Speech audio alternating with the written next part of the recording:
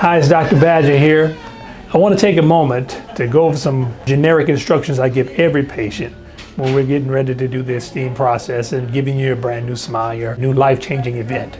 They're pretty standard, pretty generic, and they vary slightly from patient to patient, but for the most part, we want you to have no change in what you do as far as your diet.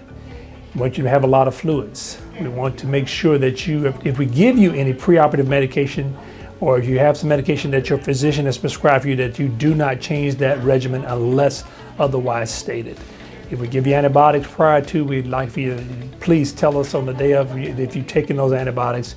And obviously on the day of, we want to make sure you've had a good meal prior to. So don't change any of those routines and do what you normally do. It's going to be a wonderful experience.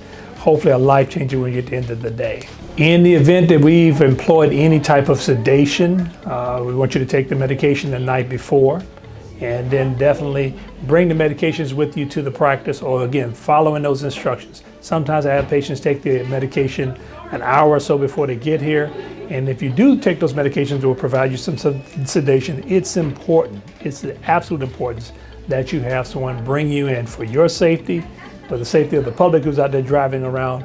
These medications, sometimes they make you feel like they have no effect on you, but they do. And they can cause you some adverse events if you go out and you end up harming someone by trying to drive around. So it's important that you have a driver with you if you're going to be sedated. If you don't have somebody to assist you and promise to stay with you post-operatively at least 24 hours, we might have to look for a different day to do your procedure. So super important that you make that arrangement prior to you coming in, and that person understands their responsibilities to be with you throughout your healing process. I know they want to be part of this process with you also. All too often I have patients who walk out, they're excited about getting started with this process, and they'll have another question.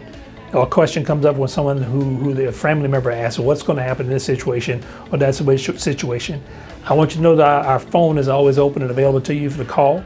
Feel free to call and ask any of my team. They're extremely experienced at what we do, and they can answer pretty much 99% of what I would tell you.